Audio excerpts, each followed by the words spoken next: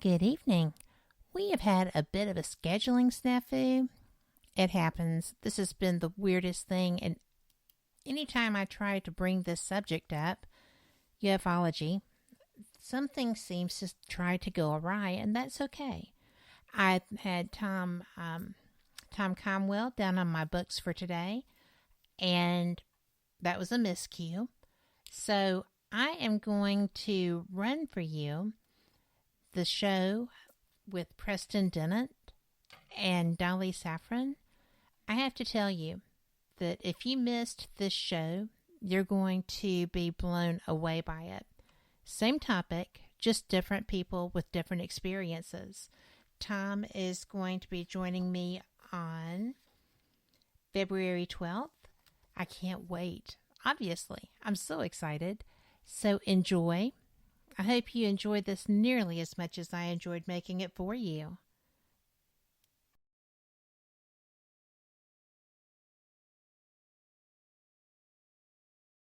Good evening. The opinions and statements voiced by our guests do not necessarily reflect the opinions of this network. Enjoy the shows. You are listening to WBHM Digital Broadcasting, Birmingham, Alabama.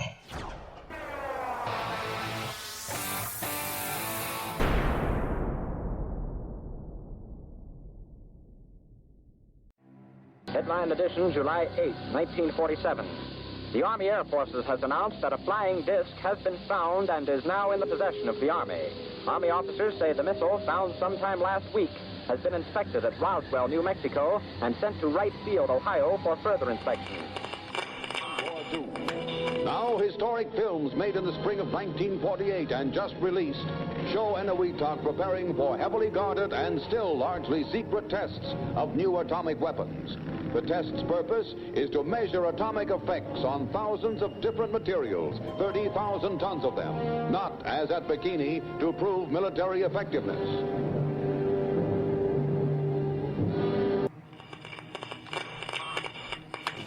San Francisco police say that 9 persons have been arrested in a narcotics raid on the headquarters of the Grateful Dead, a widely popular singing group.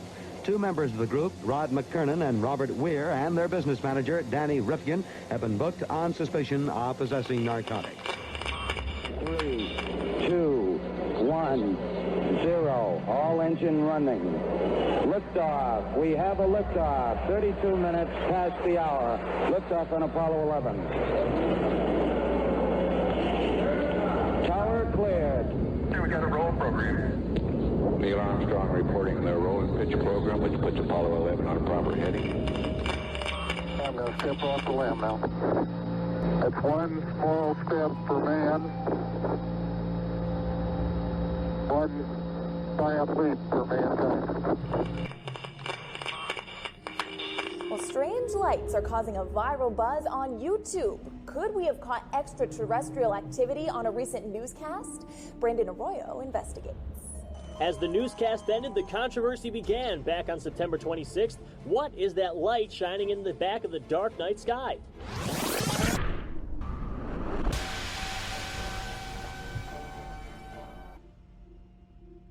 With coverage reaching all the way back to 1948, for over 70 years, Fate magazine has brought you reports of the strange and unknown, all of them true.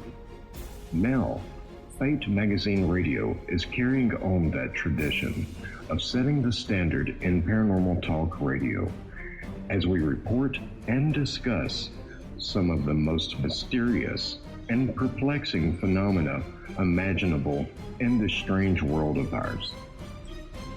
Now, here is your host of Fate Magazine Radio, Kat Hobson.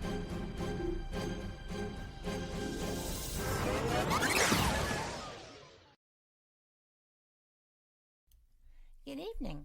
Welcome to Fate Mag Radio, the online voice of Fate Magazine. I am Kat Hobson, your host, and I am so pleased that y'all are here tonight. You know, I have to tell you that when I reached out to Preston Dennett, it was because I've read his work. I think he's a brilliant writer.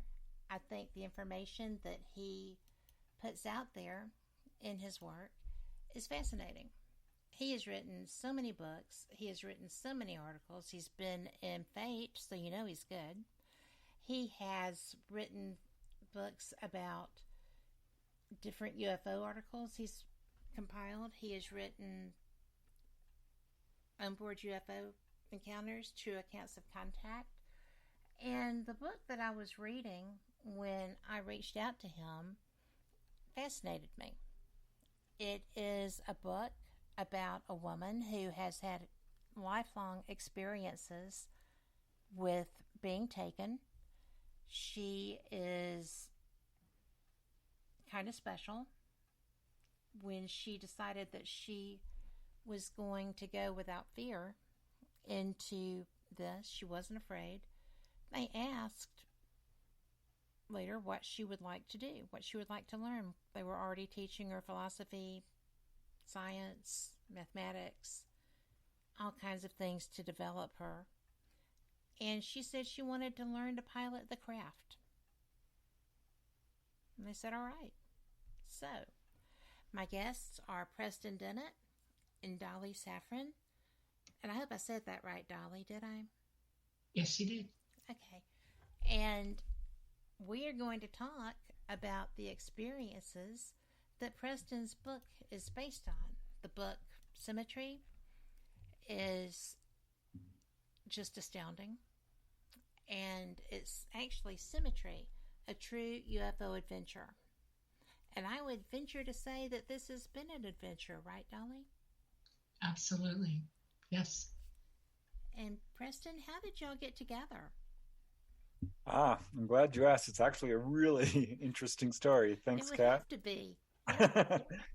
I mean, it's mind-blowing even for me. I can certainly say that. Dolly reached out to me in about 2016, I believe it was, and through the internet. Thank God for the internet. It helps a lot. No doubt, right? But she was pretty wary at first. She wanted to talk about her experiences, but she was kind of vetting me, I could tell. A lot of experiencers are quite nervous about stepping forward. True. And once she sort of realized that I was going to be as fair as possible, telling her story, as accurate as possible, she started to open up. It took a while. And she really was looking for someone to tell her story. And I was delighted and really honored that she chose me. And it didn't take me long to realize that her story is really extensive. But what I found out later, she did not tell me initially, was how she reached out to me. She had decided to go public and actually told her ET contacts this. And they cautioned her about it, said this is a big deal. There could be repercussions. People might come at you.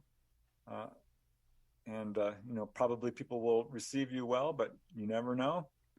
At any rate, she said, no, I really want to go forward. She'd seen how this field is being badly misrepresented. I mean, there's a lot of misinformation and disinformation, a lot of unwarranted, a lot of fear. And I had come to the conclusion long ago that ETs are not out to hurt people or scare them or anything like that. So her ET contacts said, yeah, go ahead. And Dolly started going online and looking for a researcher she trusted. I wasn't having a whole lot of luck. There's a lot of good researchers out there, but there are some who just aren't. I'm not going to name names, but I agree with you because, like you, I talked to a lot of them, and I would be hard pressed to name 5 that I would go to with this story. Exactly, and so she went back to her ET contacts and said, "Listen, I don't see anyone out there that I really am resonating with," and they said, "Well, here's a guy we want you to look at. You can find him on YouTube," and gave her my name. So this is what Dolly told me. I'm like, oh my gosh. Oh my gosh. You have caught their ear. The ETs know about me. And I kind of knew about it because, I've had sightings. I've had some honest to God contact myself. Well, you're a MUFON field investigator, aren't you? That's right. Yeah. Since that says 1988. Something. That's a lot of work that goes into getting that. Oh, yeah. Yeah, I had to take a test, and it was not easy. No, it's not. But, yeah, when I heard that, I'm like, wow, that is such an honor. Really thrilling. I'd had someone tell me that previously. I wasn't so sure what to think of it. But after Dolly told me that, I'm like, oh, this is real. And later I had a guy in England. He told me the same thing. He said, the Greys asked me to call you. He doesn't know me. I don't know him. So, yeah, they know about me. I think they know about you too, Kat. They know about all of us. And that's how Dolly and I got together. You're right. They do know about all of us. And I think that they respect the fact that, or they respect people who respect them. And yeah. I think maybe that's what caught their attention with you. Yeah, I think you're right. I mean, I've endeavored really hard to be accurate and fair with people's stories. I don't edit. It's always been my first goal to counsel and help people. So I was just honored to have Dolly reach out to me because I'm like, oh, I've got a good one here. Ooh, wow. I would have to agree with that because I was blown away. And that doesn't happen easily. Yeah, her story is the most extensive I've ever had the honor to research. Well, Dolly, when you were directed to him, was he what you expected? Yeah, actually. I saw the YouTube channel that he has, and I went into his playlists because I thought, I really want to see some of his first videos. That tells a lot about a person, how long you've been doing this and what you have to say early on. And so I found one. It was MUFON. He was giving us a presentation about healings from a book that he wrote. Oh, yes, that was fascinating. That was a while back. And when I saw him, I thought, whew, okay. And I listened to the whole thing, and I was surprised. I was pleasantly surprised because his delivery is honest. It's true. He gives the facts. Mm-hmm. He doesn't embellish people's words. He states clearly. He repeats them.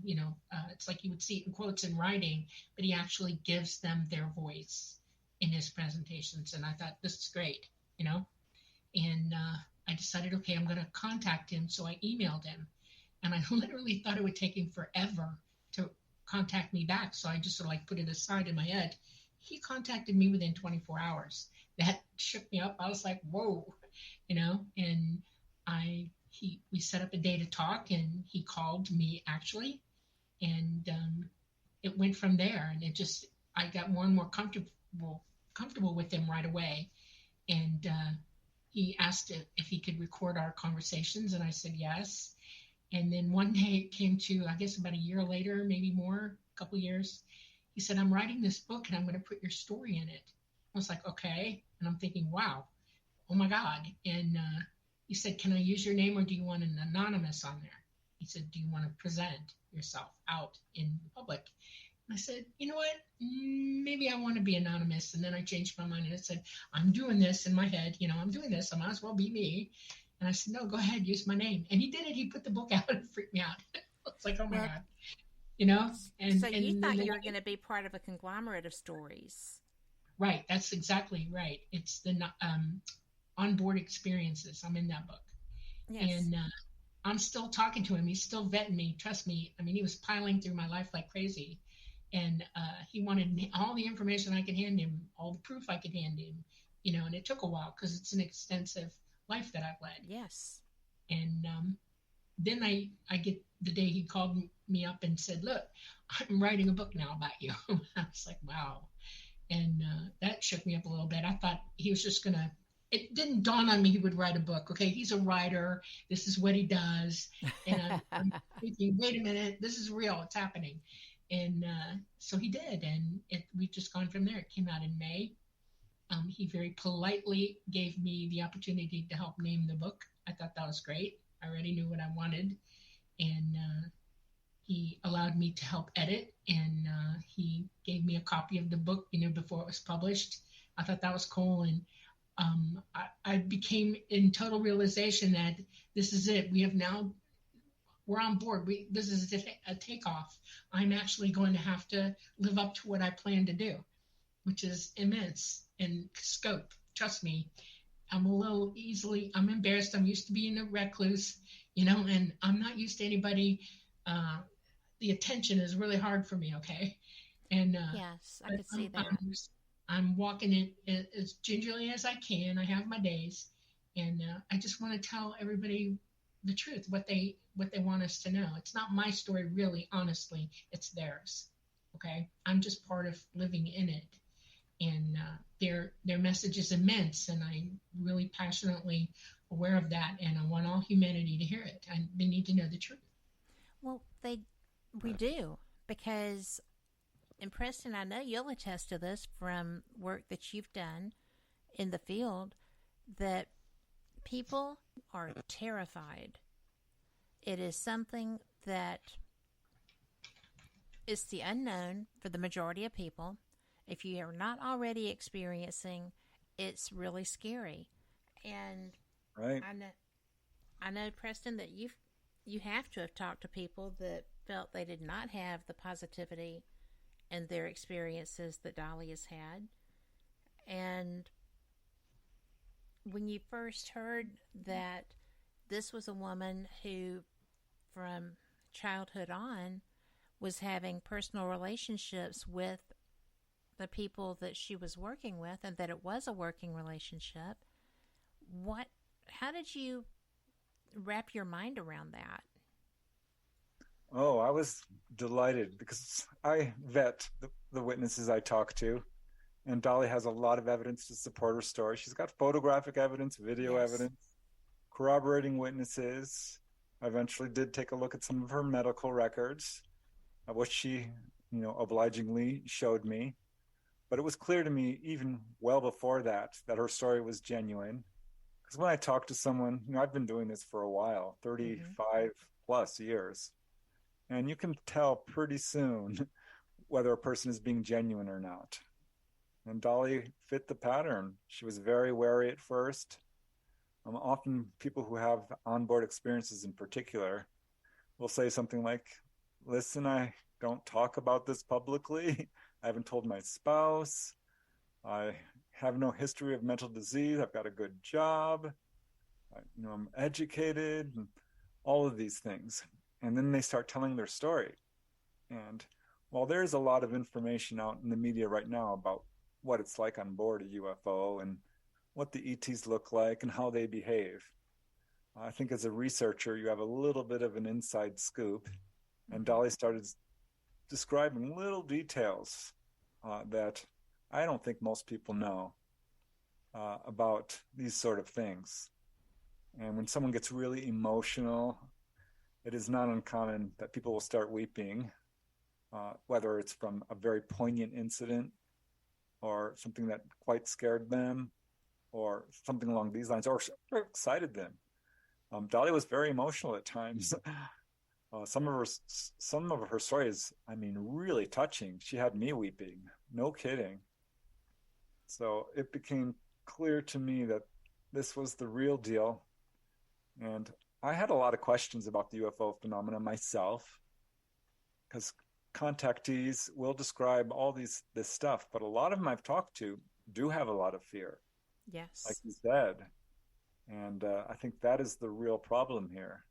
Some people are just so darn scared, they label this as negative. And I ask them, what actually happened to you?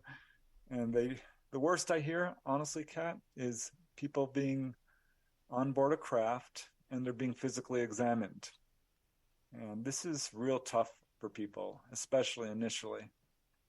And Dolly can talk about this because, boy, she's seen it firsthand when she's on board and people are being pulled on board. So there's a lot of fear surrounding this.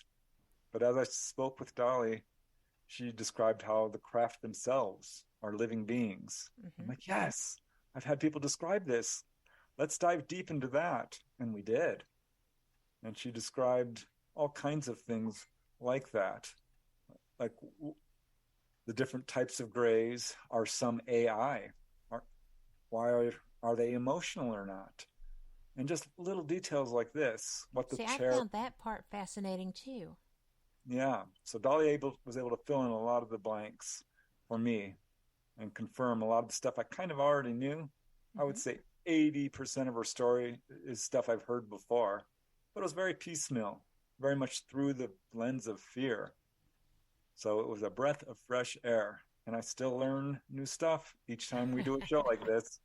That's how deep her story is. Well, but you know what? That just makes it more fun, right? I mean, exactly. I love learning, and especially when I'm learning from someone who has experiences I'm not aware of having. So to me, it's just like, yes, let's cover this. But we're going to get back to talking more about the onboard experiences. We're going to go ahead and take our first break. If you are listening and you are not in our chat room, please join us. It's a great way to get your questions answered, and there are other chatters who will be more than happy to welcome you. So we'll be right back. Y'all come back too.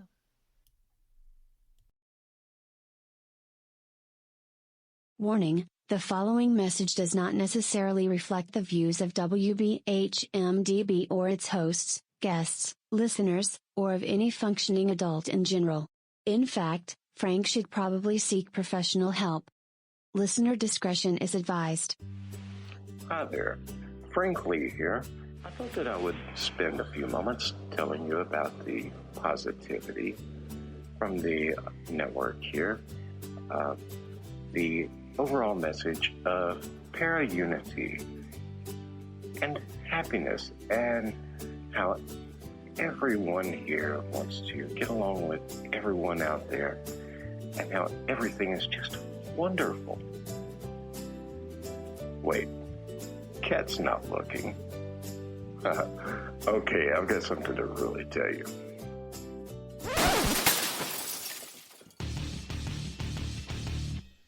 Okay, so I'm going to tell you what's really going on. Honestly, all that being nice and positive crap was kind of hurting my soul, as dark as it is. So, what's really happening? Well, you see it all the time. Everybody and their brother out there has a paranormal team because they watched a couple of episodes of Ghost Hunters or some crap like that. So they go and they spend half their mortgage payment on tools and things that light up that they don't understand.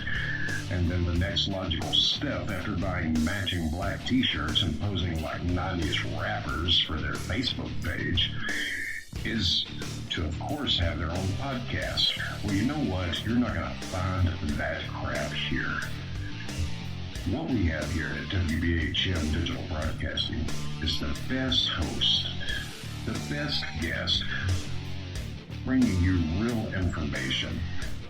All of the hosts here on this network know their stuff. They are the people who have been out there doing the work, doing actual research. And no, by research, I don't mean binge watching some kind of cheesy TV show on Netflix. I mean reading books. I mean out in the field doing the legwork. And who are they interviewing on their shows? They're bringing you the people they have learned from. They're bringing you the best in the field, covering all kinds of topics from UFOs and aliens to Bigfoot to cryptozoology to ghosts to anything you can think of, a bit strange and unexplained. It is here, and you're going to get the best information here. So stay tuned to WBHM Digital Broadcasting. Don't go anywhere. Speaking of going somewhere, I've got to go before my mic gets cut. We'll see you there on WBHM-DB.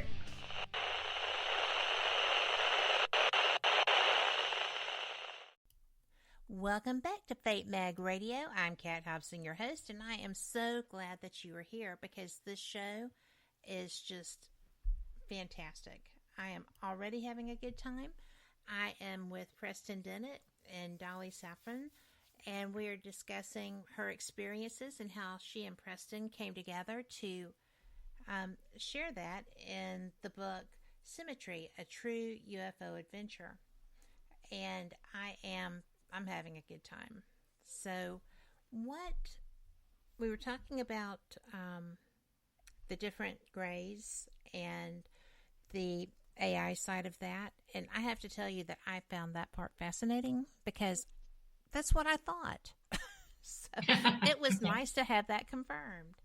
But, it's, we have a comment in chat, and this is actually interesting because I was in Scotland in July, and our chatter said it, and I took a photo of her, and there was a craft above her. It was nighttime, and it was in a not very populated area, and it was a pretty big craft. But she says it was very disconcerting to me, to see the picture. It looked like several craft in the sky near her, and she was still wondering if they were sizing her up. They don't really size you up, do they? I mean, they're just watching. No, that's not how that works. They're curious. And it was last July of this year, last year, 22? Yes. No. Yes. I'm sorry. Okay. Yes. July 2022. Mm-hmm. That more than likely was a government craft. Really? ET is not with us right now. They can't fly here. It's too dangerous. Our magnetosphere is going down, and it's too chancy for them. That's why they crash. And it was getting worse and worse and worse, and the decision was made that this is it, we pull out, and they did. And it's been about a year and a half, 2 years when that decision happened. And the last of them left about 9 months ago, and it wasn't in Europe, it was here that they were leaving. And so the only thing that you'll see here of them are drones, and they have a few sentinels in our solar system that are watching things as they occur, because our system's going through some big changes right now. And so no, they are not here. But the governments of the world, the cabal, the black, yes. Black guys, people, yes, have developed back engineered technologies. It's not up to their speed. It's a mock-up of what they can do, and they're practicing with them now, and they're going to present a false flag soon. They want you to believe that ETs are bad, that national securities around the world are going to be at risk, and that they're going to come after us. That's what they're going to make you believe, want you to believe. Well, that will be an excellent way to first a pandemic, which was real enough, sadly, and then, a common enemy. Well, strategy. And yeah, well, we're not, they're never going to disclose to you the truth of what they know and know what's going on with our planet and our solar system. And so they have to have you round upable, or they're going to deal with humanity the way they feel they should. And it's really sad to me. So, well, and the reason that knowing the truth is so important, everybody on this planet has autonomy, and they deserve to know the truth. They also deserve to make up their own mind about how they're going to respond to everything that's going on. And they can't do that if they don't know the truth. Well, is it okay if I move ahead a little bit? Sure. We'll come back to how go you ahead. started. That's a big subject. Correct. Go ahead. When the book is starting, and I was getting a little bit into it, and I understand cataclysmic happenings. Okay. Mm-hmm. And I understand, although I was pleasantly surprised that they were planning an airlift. So, right. They are. And you're a part of that. Yes. So, how aware are world governments of that? And we have a question in chat from John who says, when do the ET state that a false flag operation will occur? Do they have an idea? Are they aware? It has been in the works for at least the last 50 years that I know of. I've been aware of it for that long. And they are autonomous beings as well as we are, and they do not believe in solving all our problems for us. Right. And yes, our governments on this planet are more than aware. They know exactly what's happening. in every arena. And they have plans. They've been developing these plans for some time, and they've implemented them. They're actually in stage now. The beginning of what they plan to do is actually occurring right now. And it's like this. We're their children. We're all grown up. We should be smart enough to not have this happening to us, and yet it is. And they're not going to solve our problems for us, and they're waiting with bated breath to see if we do. Well, and me stepping up like this is a zinger, and I felt autonomous in my decision to do so, and I'm hoping others like me actually start talking soon. It's time. If you're in the sound of my voice and you know what I'm talking about, you need to stand up. I am human. I'm hybrid human, though. And it is my decision, because I am among the people here and I belong here too, that I have the right to say. And so I'm speaking. Yeah, I think this is one of the main reasons Dolly decided to go forward, because there are a lot of other people out there who are having these experiences. I know there are. I've seen some of these people giving little hints on Facebook. They're fully conscious contactees, like Dolly is. And I agree with what Dolly is saying. Our governments do know what's going on. Yes. If you can find this out by doing your own research. I mean, don't believe me, but you look at the documentation going back to the early 1940s. That's how long they've known. And this false flag is quite a bit of buzz in the UFO community. And I would point to an early operation of this as the Colares, Brazil encounters, which I don't know if you know, but they were fairly horrific, with beams of light coming from these craft, which did damage to people. And there was an investigator on this case who ultimately came to the conclusion that this was, in fact, a government operation, not ET. And if you look at the actual incidents, there's no one reporting any ETs at all. This is purely craft. And I think they were government. Yes. So this is what we have to be aware of. A lot of stuff flying is not necessarily ET, particularly as Dolly says now. Well,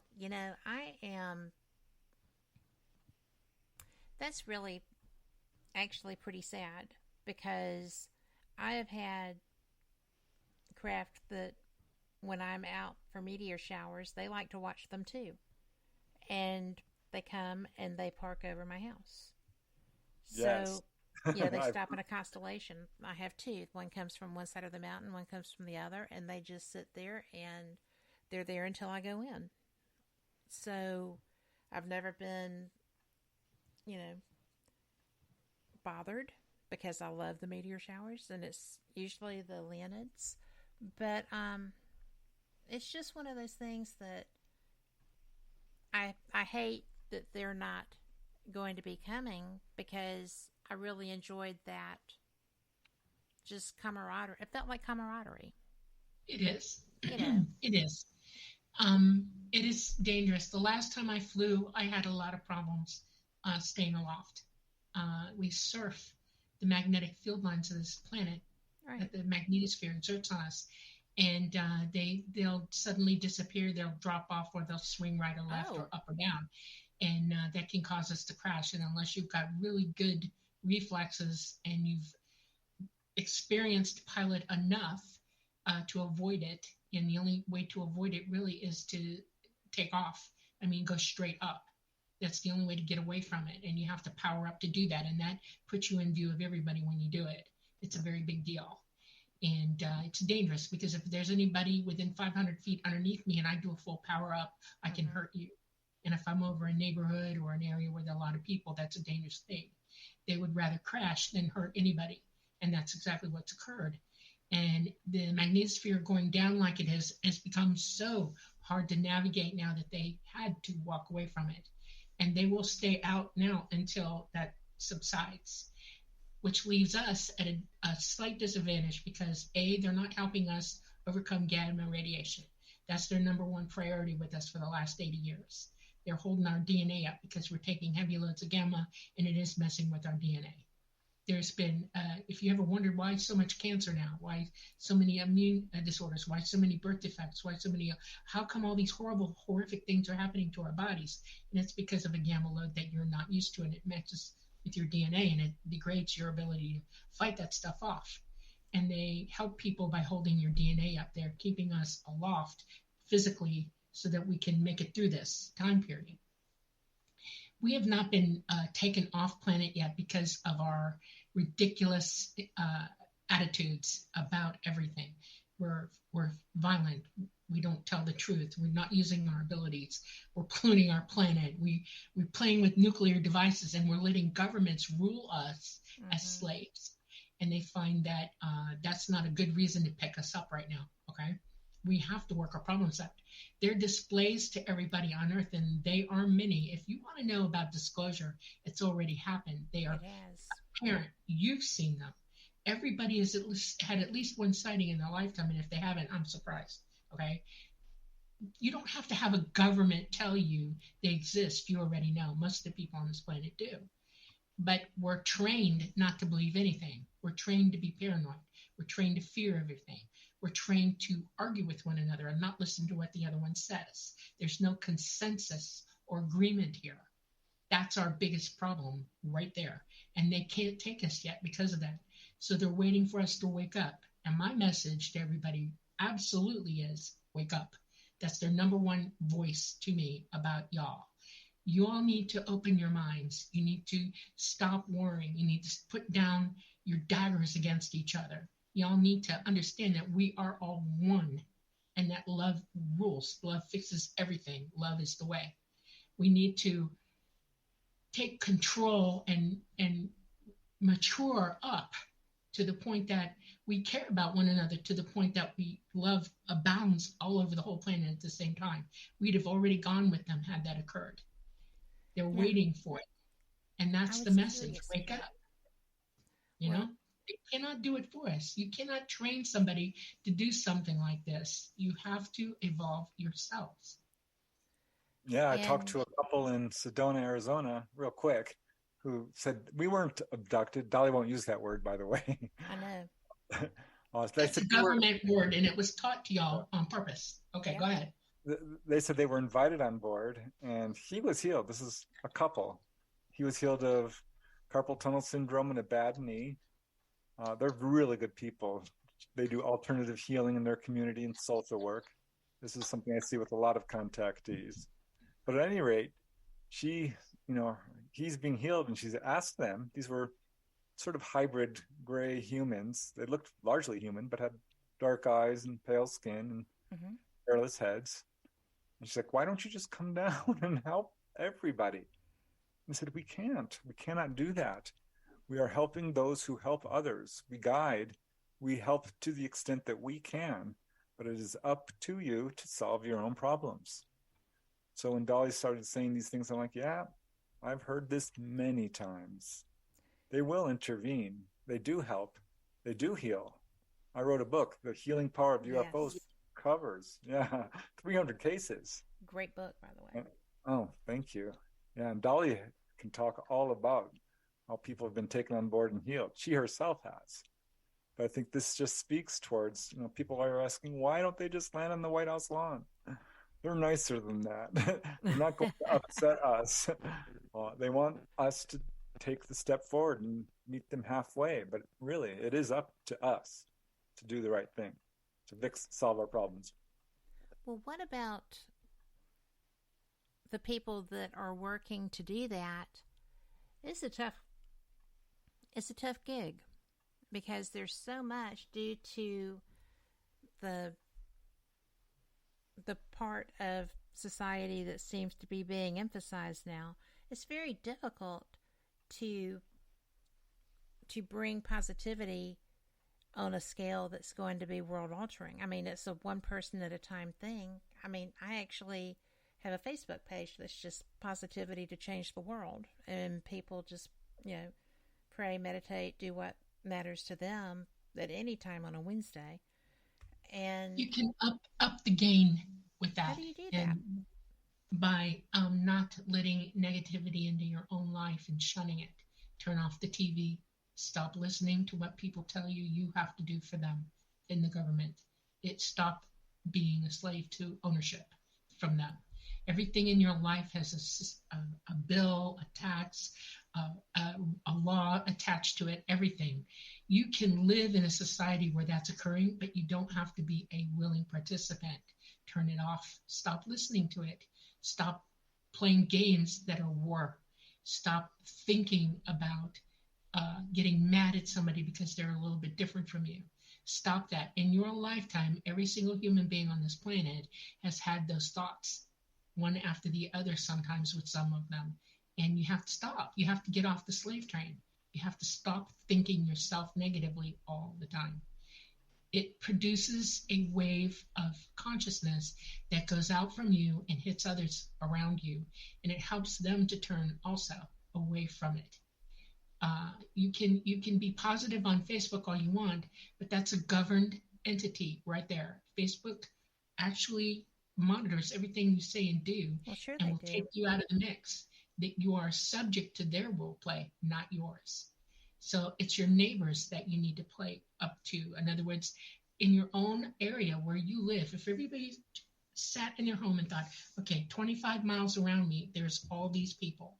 And if you started walking out in positivity to your own neighbors, to your own friends, to your own family, that's how you do it.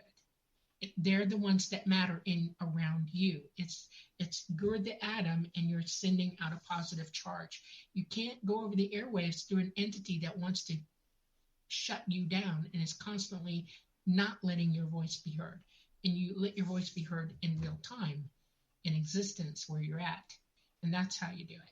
You meditate every day. You start cleaning up yourself. Drink better water. Don't put calcium or, fluoride into your body. It's messing with your pineal gland, and your psychic ability is held in check with that stuff. You can't use it. Okay? You can start cleaning up around yourself. And when you see a neighbor who needs help, walk to your neighbor's house and say, hey, I'm here to help you today. Let's go. And do what you need to do to help them.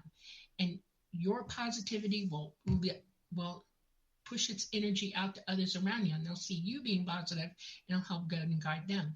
Wherever your children go to school, be positive in their schools. Go to school and volunteer. Do whatever it takes, but don't turn your TV on anymore. It's a monster in your house. Stop it. When you go to bed at night, turn your phone off, put it in the drawer, or turn off your entire Wi-Fi system. Do not let that speak to you, because it can psychically now. They have that ability with negative thoughts, ideas, and they push agendas on you. See what I'm saying? That's interesting. Each individual person has to make the decision themselves to go out in their area, and it's like hitting the pond with the rock. The waves go out, right? And they touch one another. You can't do it by airwaves, but by God, you can do it 25 miles around you, okay? And if all of us at the same time, the whole world would change at once. And I guarantee you, ET might charge in like the light brigade and open the doors and say, get on now and go, because they've seen us turn, okay? That's how that works. We don't have a lot of time, and the work is now. Everybody needs to hear this and be given the choice, and it is a choice. Which way do you want to go with this? This is happening, and these are your choices. What do you want to do? Make up your mind now. It's time. There's too much delusion going on, because you're taught to think delusionally, okay? The government's not going to tell you the truth about anything, and that sways you from the real truth. Your psychic ability will play into that and tell you that's a lie, don't believe it. It'll give you that gut sensation of, I need to figure this out. I'm going to start looking things up. Don't go to Wiki, please. Go to the library and look it up in the book. Okay? There are places you can find information that's not on WikiLeaks, okay? Or gossip. Gossip is the worst kind of lying method there is, and you don't know you're doing it because you're repeating something that you don't have the facts. The facts matter. In truth, research is your friend. Matter. Yes. So that's how you do it. And I mean, if you got a dog that needs help, you see one walking down the street and it's all messed up, pick it up, help it. This is the kind of positivity that matters. This is the one with the most energy in it. And that's exactly what I do. But we have to take a break. Okay. And we're going to be right back. Everyone listening, y'all come back too. And if you have questions, just let me know. We'll be back. You're listening to WBHM Digital Broadcasting, the best in paranormal talk, only on Paranormal Experience Radio, broadcasting live out of Birmingham, Alabama.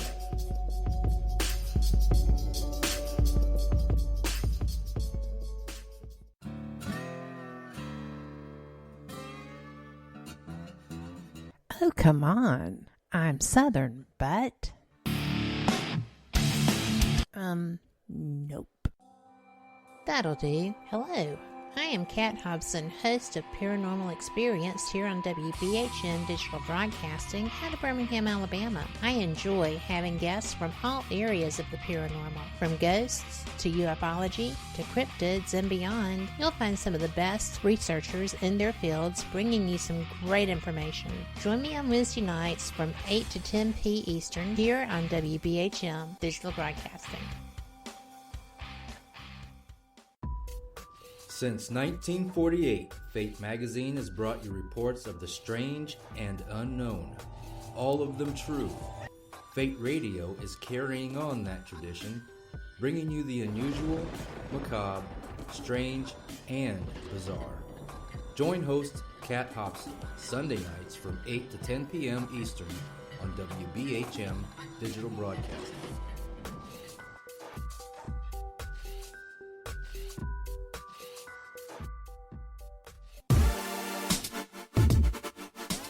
You're listening to WBHM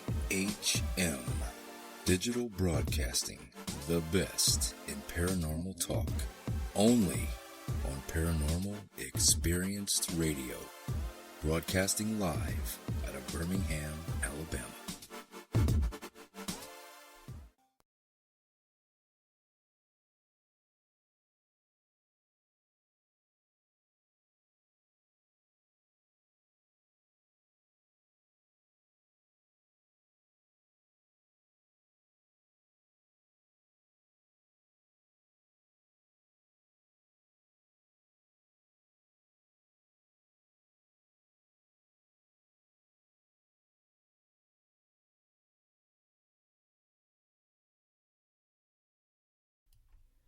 And we're back. Sorry for that minor delay. But, you know, when you're getting good and positive and important information, you roll with that so that you can figure out the best way to share it with your listening audience. And True. That's where we were. And Dolly, you know, we were talking about positivity and faith and the fact that that's not always going to protect you when you are facing a true, well, kind of existential moment. If Crisis. Somebody is breaking in on you, if you are in true danger. Right. And whether it's physical danger, danger of losing your home because of some sort of regulations or, you know, this type of thing. So, we've got some really good questions that are going to be coming up in chat, but I feel like we need to address what we were talking. Faith is good up to you understanding yourself and what you're capable of understanding. Faith in yourself is paramount. Faith in your abilities, faith in what you understand, your wisdom, what you know. Faith in using your innate ability, your psychic ability to know things that are important to you and everybody else around you. That's where faith is paramountly important. If you have faith in a God who is not here and does not rescue people on the spot when they need it, although some people are deluded to think so, it's disturbing to me. And people have been taught this. And I don't want to get into semantics, but prove to me I'm wrong. Right. Show me, okay? The truth is that we're in a 3D heavy gravity third dimensional existence. And if you jump off a cliff, you're going to go splat. That's a fact. And it is also a fact that if somebody raises his hand to rend you or come after you, if you're deaf, dumb, and blind and don't see it coming, that's on you, not the other person who's doing it. They're getting away with it. We have to take responsibility for ourselves. We have to know for ourselves what we're capable of, where we're going, and to see into what is real and not real, and the truth and not the truth. That's where faith is most important with each one of us. That's why developing your abilities, your psychic abilities, is also paramount. ET stresses this, wholly stresses this, to wake up, because nobody's telling you the truth here. Nobody. You have to ferret this out for yourself. And your innate abilities are a huge tool in whether you're successful at understanding what you're looking at and knowing the truth. Yeah, and people need to remember we are all one. This is one of the messages they gave to Dolly, to many contactees. We are you, you are us, we are all one. And I don't mean to sound idealistic or optimistic. I'm optimistic by nature, but love is the answer. It really is. And in fact, this is exactly what Quazga, who is a gray ET in touch with Betty Andreasen, a very well-known contactee, who unfortunately, sadly, recently passed away. But Quazga told her, love is the answer for humankind. That's a direct quote from a gray. And yeah, I think it is. Because just think, if we allowed love to guide our actions with every decision, it would be a different world. You know, I have to share with y'all, and as I was reading the book, this struck me, and I felt like I needed to share this. But when, Preston, I know that you're a ghost hunter. Dolly, I don't know what your opinion is on that, or what your education and experiences with that. Because I'm wide open psychic, I see people all the time, right? Whether they're here or not. Yeah. Well, I lost a child in our family, and someone that cared very much for him came to his mother and said, he said to tell y'all, start living. Love is real. Correct. And so she had bracelets and things of that nature made from that. But as I was reading, it came to me that this is the exact same message. And, and it is a big deal. I'm going to read to you something in the book. Yes. It's at the very beginning of the book, and I want to reiterate it here. This was dictated to me by Talata. He has the craft that I employ and pilot with. He is a fifth dimensional non-corporeal being. He has been on Earth. He has lived for eons and eons and eons, untold millions of years. He is quite eloquent in his demeanor, and he wanted this stated in the book. This is his 2 cents, so to speak. He said, be strong in love. Love is what carries through. Love is what heals. Love is the strength of life. Love has no limit. Therefore, let love become who you are. Let love evolve to its fruition. Let the light that is love burn bright.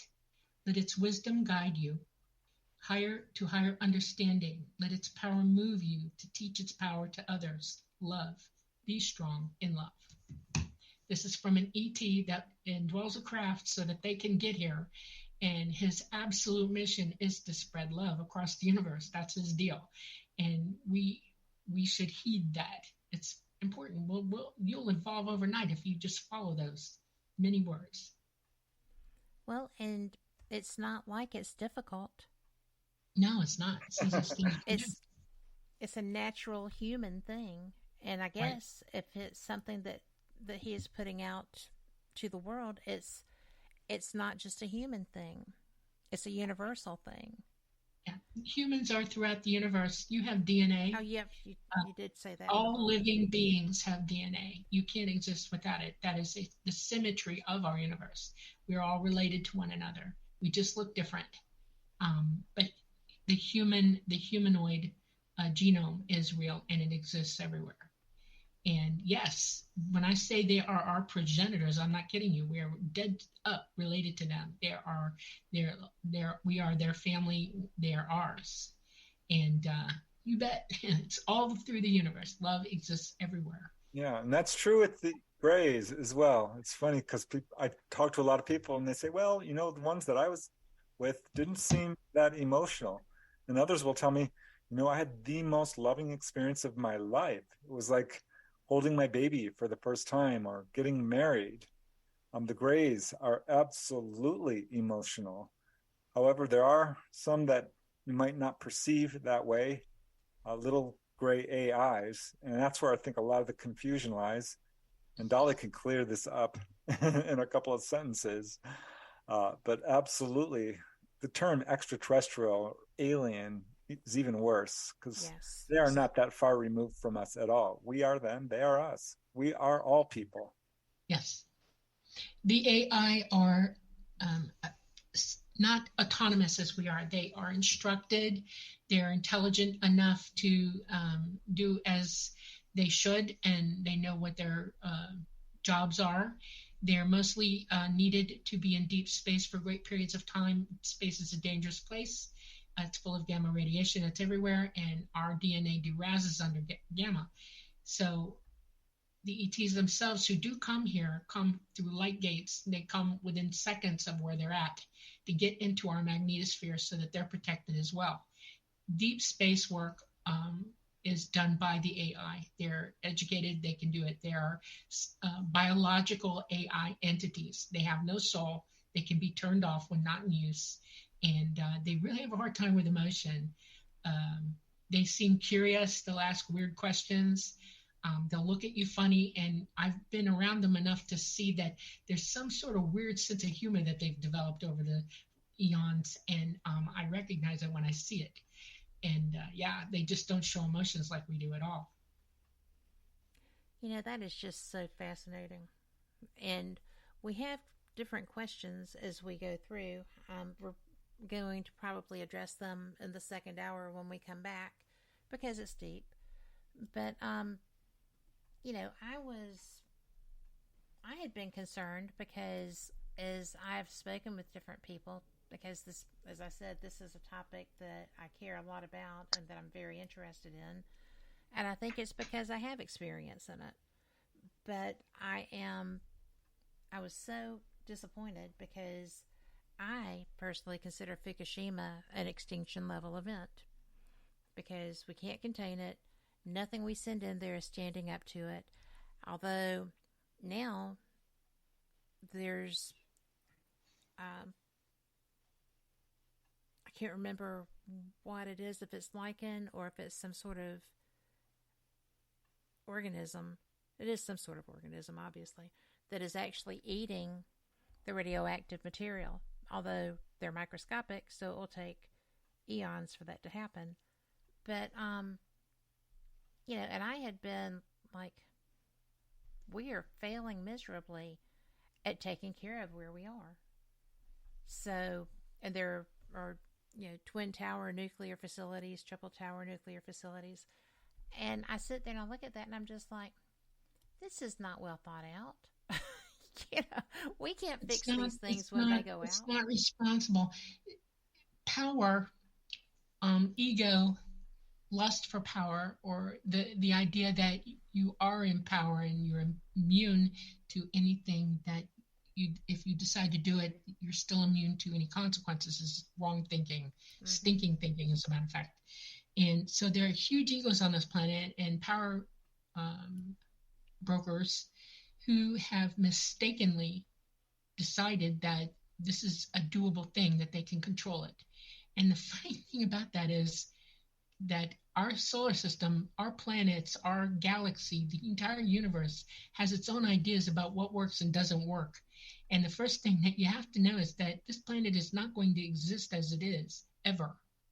It changes constantly. It goes through cycles. We're going through one now. We're at the end of one. And it is cataclysmic. It will reform itself. It will explode. It will be destroyed, and it will reform into something else. We are consequential bystanders in that. The only reason we are here is because we came here to learn. We came here to experience physicality, to gain wisdom, not stupidity. And playing with nuclear devices is a very dangerous thing. It not only affects us in the third dimension, it rips through all 12 of them in the same space that we're at. It is dangerous, and they know it. And they've had to react to that on multiple occasions, and it's not happy for them to know that we're being this dumb. This is number one on their bucket list, okay? we got to stop. We have to stop because we're killing ourselves. We're killing everything around us, the animals, all of it. We're polluting everything with it, including dimensionally. And like I said, we are the worst engineers of our own fates because it's up to us. This is our planet. This is our lives. This is our time. This is our autonomy. And we are a community that's supposed to be working and living together in union to evolve. And we're doing a really not so good hot job of it. I would agree. Now, karma is interesting. Some people don't understand what karma really is. They have an idea, but they don't get it. Your karma is not instituted by a higher power. There is nobody in the universe that's going to point a finger at you someday and say, you did this, this, and this, and this is your punishment. Nope. You're your own karma. Everything you do, you're responsible for it, and you call yourself to it. You're a higher being, you're a consciousness, and you live in source. And if you come here to make a mistake, you've made the mistake. Did you learn from it? Nope, go back, try again. That's what this is about. This is the proving ground of wisdom here.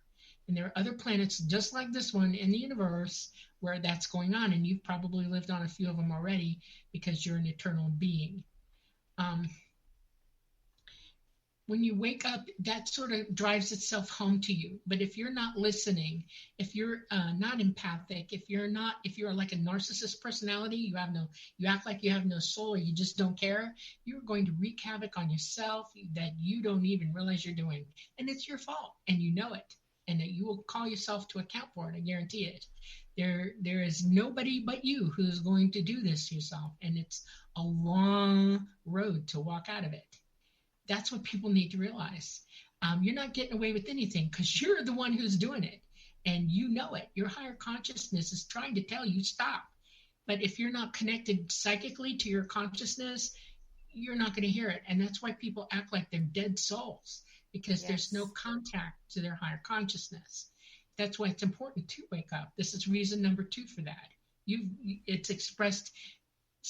And you're taking a lot of people with you when you do things like build nuclear reactors or nuclear bombs, or test them out in deserts or on islands where you destroy an entire population of birds. Yep. I mean, it's not funny. And our planet's already going through the throes and pains of a disaster now, where naturally the cosmos is doing its job as it is. And you're right in the middle of it. So you've got it coming and going right here, right now, you know? We have what's happening around us, our planet, our solar system, in the cosmos, and then we have what we're doing. It's like a double-edged sword. It's and you've got a choice to make. You can either exit strategy in that you die and you move on, and you know your consciousness, so you're going to live again, and you just exit stage right, or you can do something to help the situation evolve, master yourself, become wise, and take another route. That's what we're facing. That's what everybody's facing. And this is the truth of it. And I hope that we all get on board with it. I mean, it'd be great if we had politicians or people in government or a consensus going between them and us, where we all decide to delete every gun ever, every nuclear bomb ever, every nuclear plant ever, and learn how to live sustainably as we should, and work with what we've got, or take ourselves out. It's a big deal. That's about the only 2 options. Yes, it is. But we have to go and take our top of the hour break. And everyone, we will be back. I hope that y'all will be here too, because I know y'all are loving this. We'll see you on the flip side. Enjoy. Live from NPR News in Washington, I'm Jack Speer. Airports are still playing catch-up today after an early morning system meltdown at the FAA caused the nation's aviation system to come to a halt. Member station WABE Jim Burse reports even hours after the NOTAM system went back online, delays still lingered at the world's busiest airport. About half of the day's scheduled flights in and out of Atlanta's Hartsfield-Jackson were delayed or canceled as of Wednesday afternoon. Earlier in the day, the FAA had ordered a 2-hour halt to all domestic takeoffs after a critical safety system used to communicate with pilots failed. But because of severe congestion in local airspace, officials lifted the stoppage for Hartsfield-Jackson and Newark International after about an hour. The FAA continues to investigate, but has given no further details on the outage's cause. For NPR News, I'm Jim Burris in Atlanta. Officials are still deciding next steps for a 6-year-old boy who shot his teacher at a Virginia elementary school. Ryan Murphy with member station WHRO explains. The child so far has not been charged in the shooting that wounded his 25-year-old teacher in her first-grade classroom. The boy is currently being held at a medical facility under a temporary detention order. That's the same legal mechanism used to hold people who are experiencing a mental health crisis. But those orders do have an expiration date. Newport News police say the hold was authorized for 96 hours. They won't say when the hold was issued. The boy was first taken into police custody Friday afternoon, so time is running out. Once the hold's expired, some kind of court proceeding will have to occur, either to press charges against the 6-year-old or to direct him to further services. Legal experts told WHRO it's extremely unlikely that a child this young would be criminally charged. For NPR News, I'm Ryan Murphy. Guitarist Jeff Beck has died at the age of 78. According to a statement, he died yesterday after contracting bacterial meningitis. Beck replaced Eric Clapton in the Yardbirds, helped launch Rod Stewart's career, and became a guitar legend to legions of fans. NPR's Andrew Limbong has more. Rock, funk, or jazz, whatever Jeff Beck was playing, you could tell he loved the guitar. In 2010, he told NPR about his purist's approach to the instrument. The guitar has always been abused with distortion units and funny sort of effects, but when you don't do that and you just let the genuine sound come through, there's a whole magic there. Jeff Beck was born in a London suburb in 1944. As a kid, he heard Les Paul, and that was it. Unlike many of his Guitar Hero peers, Beck shied away from the spotlight, preferring to let his guitar do the talking. Andrew Limbong, NPR News. Stocks posted gains of nearly 1% today. The Dow was up 268 points. You're listening to NPR News. Australian Cardinal George Pell has died in Rome of cardiac arrest. He was a leading Catholic conservative. NPR's Sylvia Poggioli reports Pope Francis paid tribute to the man who had served as his economic minister. In a telegram to the Dean of the College of Cardinals, Pope Francis hailed Pell as a faithful servant who, without vacillating, followed his Lord with perseverance even in his hour of trial. It was a clear reference to Pell's imprisonment for more than a year on child sexual abuse accusations in Australia before he was fully acquitted. Pell died of cardiac arrest following hip replacement surgery. In his message, Pope Francis thanked Pell for laying the groundwork for Vatican financial reform with determination and wisdom. Pell lived to see his Vatican rivals charged with financial crimes, while in Australia he was a lightning rod on the issue of Catholic Church accountability for clerical sex abuse. Sylvia Poggioli, NPR News, Rome. Buffalo Bills safety Damar Hamlin has been released from a Buffalo hospital after his doctors say he completed a series of tests after collapsing on the field a little over a week ago. Hamlin had to be resuscitated on the field after his heart stopped following what looked like a relatively routine tackle. The 24-year-old Hamlin was transferred to Buffalo this week after spending last week recovering in a Cincinnati hospital. Still not clear when or if Hamlin will be able to return to the NFL. Crude oil futures prices continued moving higher, with oil up more than 3% today.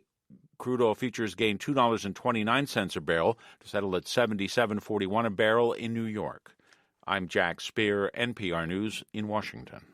What's happening on NPR Podcasts? More neighborhoods. More identities. And more perspectives. The more of the world that you hear, the more you hear the world as it really is. NPR Podcasts. More voices, all ears. Find NPR wherever you get your podcasts. Welcome back to WBHM Digital Broadcasting out of Birmingham, Alabama. The time is 5 minutes after the hour. Welcome back for the second hour of Fate Mag Radio, the online voice of Fate Magazine. I'm Kat Hobson, your host, and as you know, our fearless leader has suffered a medical issue. She is healing, but if you are needing to renew your subscription or get a subscription, there is some fantastic back issues available. You can get the books that are out there. And all you have to do is go to fatemag.com, and it is fantastic.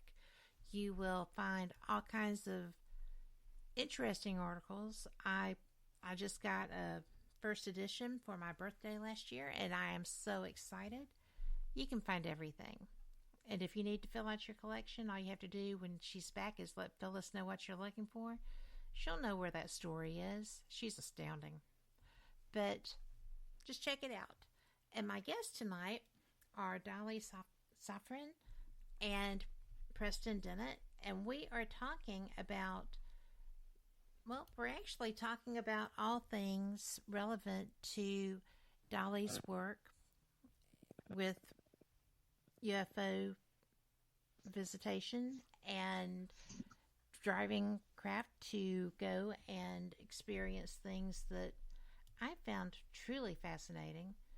Some of her experiences are fantastic, and Preston is who has written the book Symmetry, a True UFO Adventure, that talks about Dolly's experiences. And I'm going to tell you that Preston has 43 titles if you're looking for something to read on Amazon, and they are just brilliant.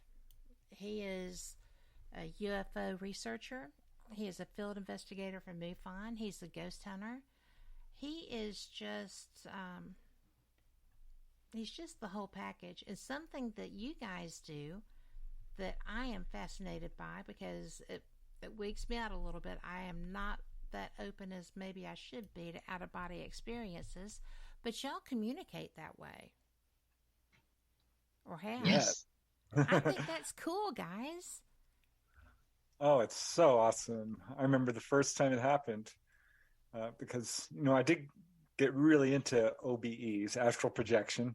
I thought, you know what? I think I'm going to go try and visit Dolly.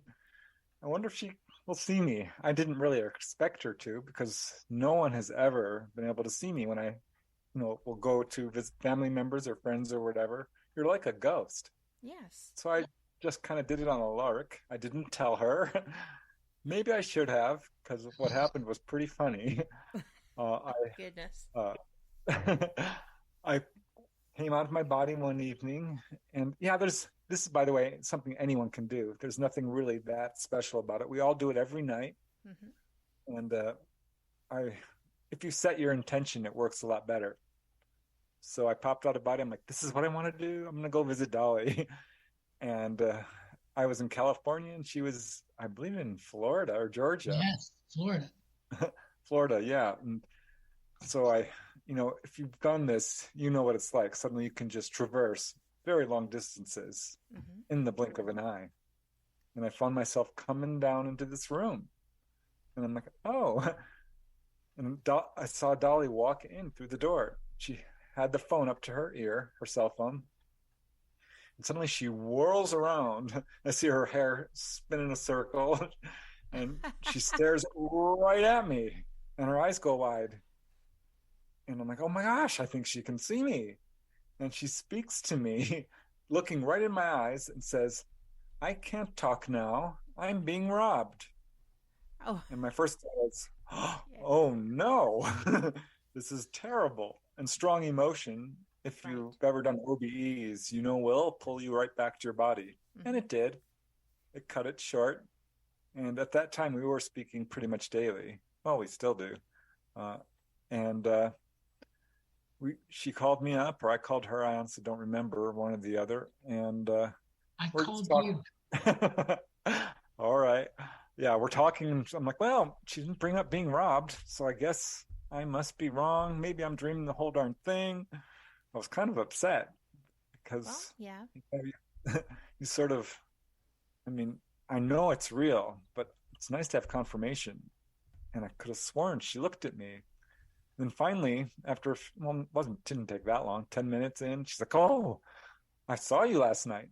I'm like, you did? Really? Because you were looking right at me.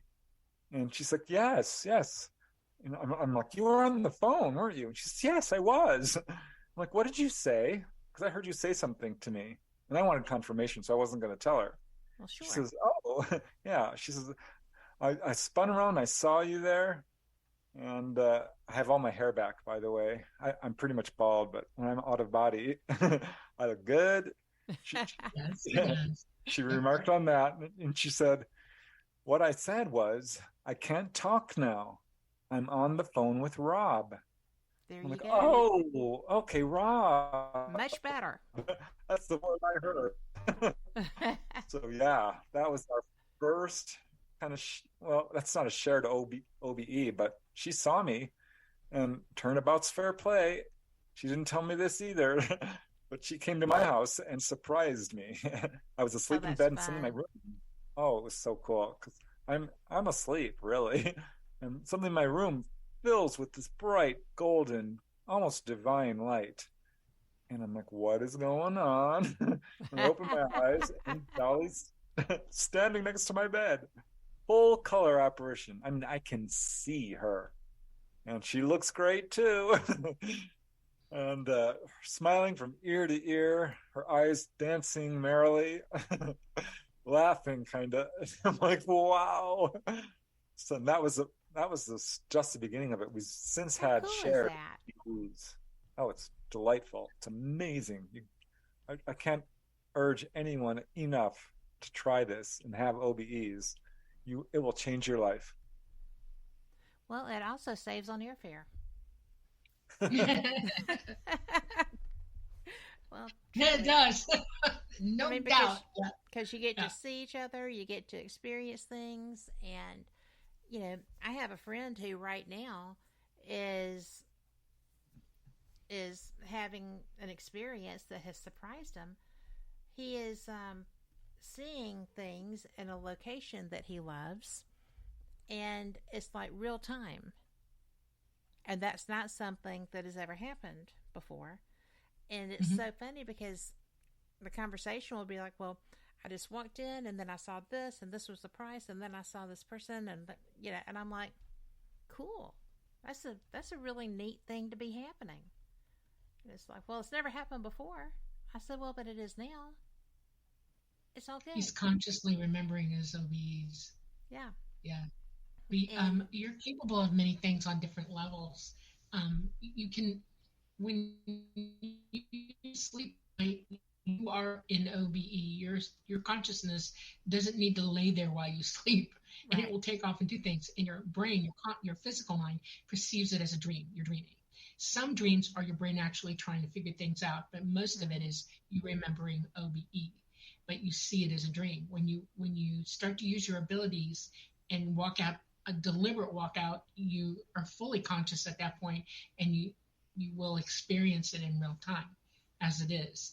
And then there's a type of external walkabout. It's called remote viewing, where you throw your consciousness out while you're awake and send it to places to look at things and view it or experience it from a looking glass. In other words, your consciousness has gone out and you're in the room.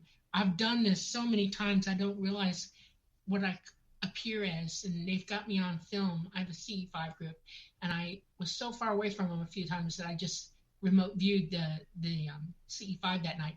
And one of them called me up and said, look, are you a blue orb? We got pictures of this blue orb, and you keep talking like I tell them what I see when I'm there, and I'm dead on, okay, because I'm there. And he said, but where were you standing? And I tell him, and he said, well, I got a picture of you standing in the kitchen doing this, or you're in front of the fireplace. It's everywhere you said you've been. And I talked to my contact, Mama, she's really educated and understands this stuff. And she said, you're a blue orb? And I said, yeah. And she said, well, that makes sense. And I said, why? And she said, well, because I am too. And she said, it might be just the amount of energy that I produces me out as a blue orb, but that's my consciousness moving around. Some ghosts come in as white orbs and they move around. People do see orbs, ghostly orbs. But I didn't realize that when you remote out, you're actually going out in a ghostly kind of way, and people can see your consciousness as an orb. And I was like, oh, that's so cool. I didn't even know it until then. That is cool. That brought me all kinds of really cool information. I was like, well, tell me more. Explain this to me. I remote consciousness with Colada on craft to fly. We fly psychically, okay? And it's a real cool event when it happens. And I knew I could do it with him, but I just thought it was something they did. It was their...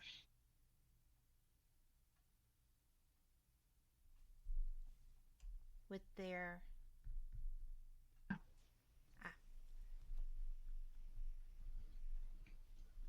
Preston. Yeah. I love doing it. I can't, like I said, it's changed my life.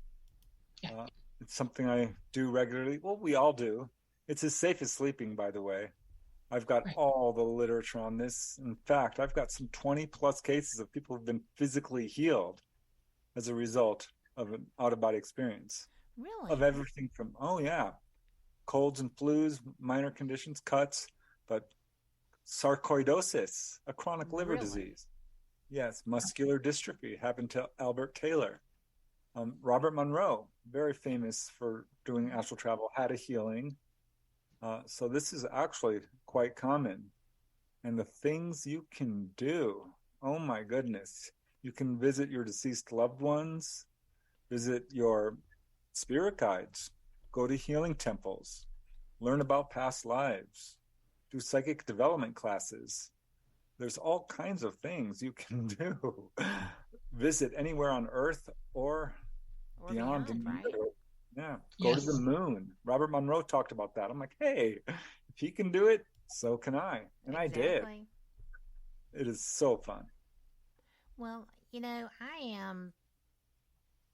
I have always been a little afraid of it. And just putting it out there, I know better, but it freaks my brain. And it's something that I have decided is my new project, that I am going to overcome that fear and just start experiencing it. Because when I was reading about y'all, doing that and interacting, and I was like, well, I'd like that. I think that would be great. And so it's just one of those things that is my New Year's thing to kick in. So I thought that I would try it this weekend.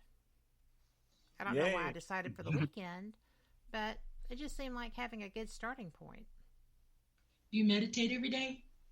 I try to. I have not, for the last 2 days, done it for as long as I'm supposed to. And it's not a have to, it's what I set for myself. But okay. Meditation is a very fine way to begin. You need to be comfortable with your meditation. You need to be comfortable with relaxing your body. Yes. And you can do that through meditation, and it needs to become rote to you. In other words, the first part of out of body is letting go of your body and relaxing it, and knowing that you're safe to do so. And meditation helps you get to that point. So you might do some guiding yourself meditations for every day, twice a day. And all you need really is 5 minutes. You're just going to go through this series of relaxing your body until you're completely calm and relaxed. And then that meditation is done. You've made that. And then do it every day, twice a day for about a week. And then you need to set the intention for meditation. Like read Preston's book because he teaches this. Yes. Okay. And because there's a bunch of steps, because all you're going to do is frustrate yourself and then turn away from it. Don't do that. Be ready for it to happen and understand what's happening. And it's good to understand it before you begin it. So that's what I am working on. I don't want to get in a position where I'm uncomfortable. I like meditation. The very first time that I set a conscious goal, I was sitting, I had my light around me, and I was sitting on my aunt's childhood front porch, just enjoying myself. And this very tall man that had a fedora came in and just sat on the other end of the swing. And I was like, this is my meditation. Who are you? And I mean, I didn't go there, but I was pondering. And I just, brought my light in a little tighter. I just assumed that it was her dad, right? Mm-hmm. And because I was very close with him, we loved each other very much. And so I wasn't flipped out because there was a tall man in a hat that came in and sat down with me or anything. But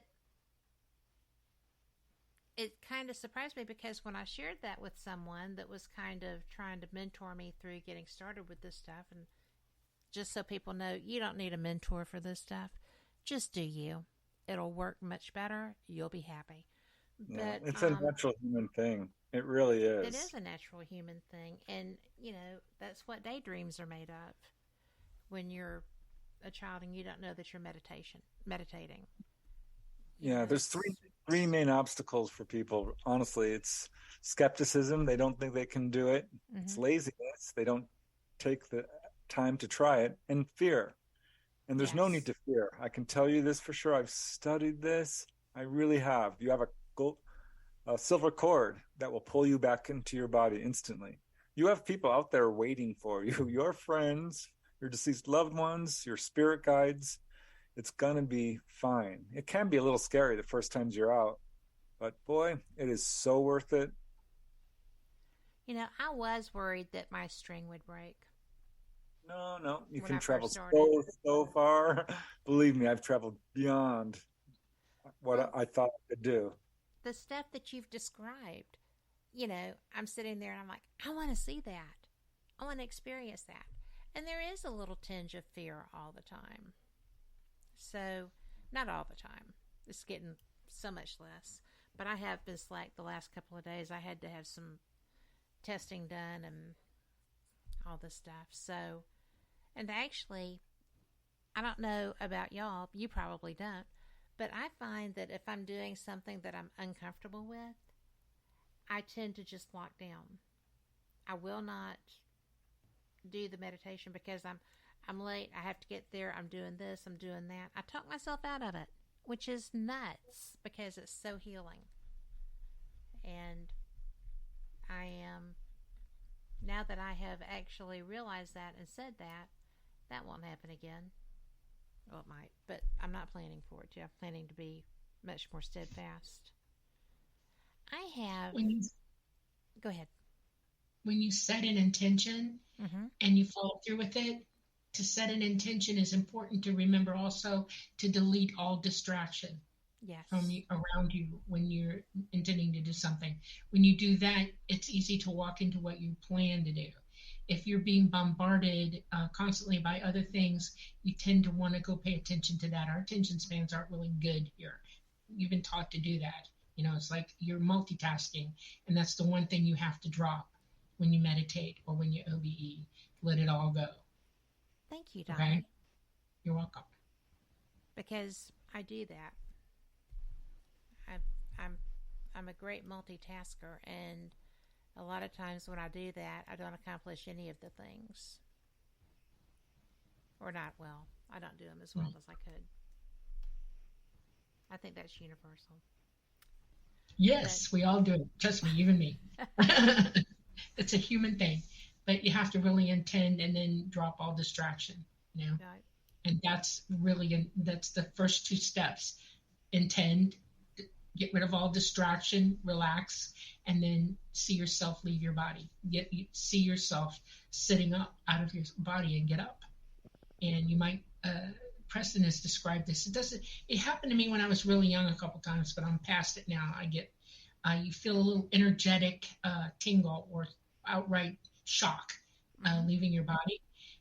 Don't be worried. That's not a big deal. It's just you leaving the matrix of energy that you're living in, you're dwelling in.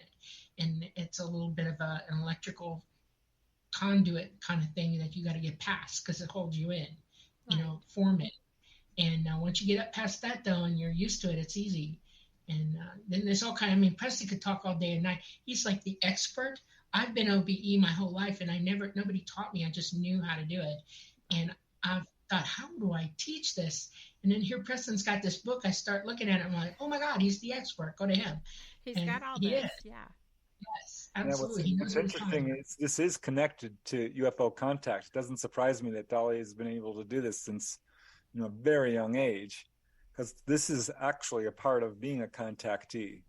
Contactees, as a general rule, will experience astral projection because the ETs teach this. They teach psychic development. This is a big part of their goals, to wake us up to all these abilities.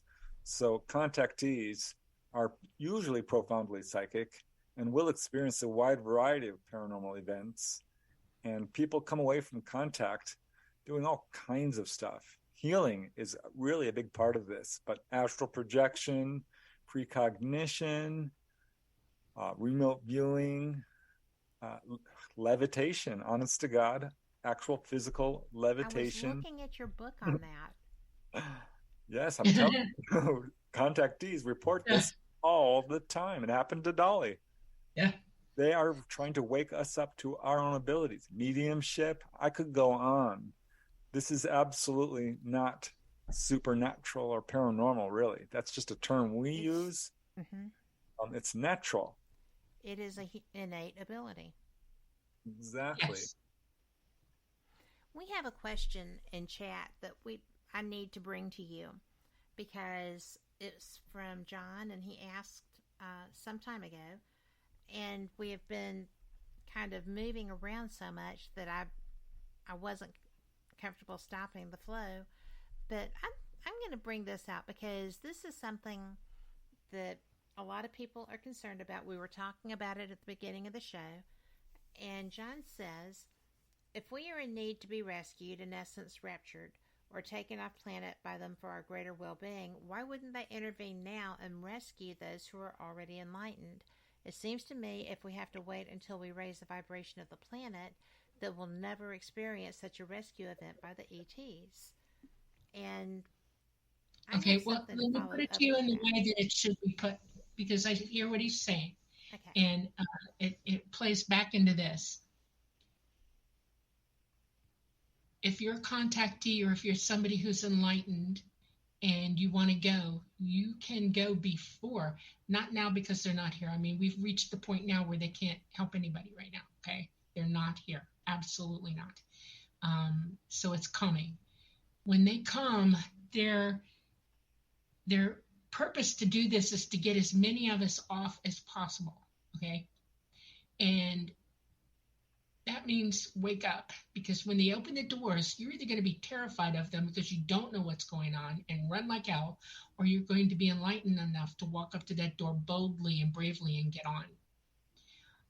I am a pilot, and I encouraged myself to want to be one, not knowing at that age what it really meant for me to do that, and that is I am a liaison.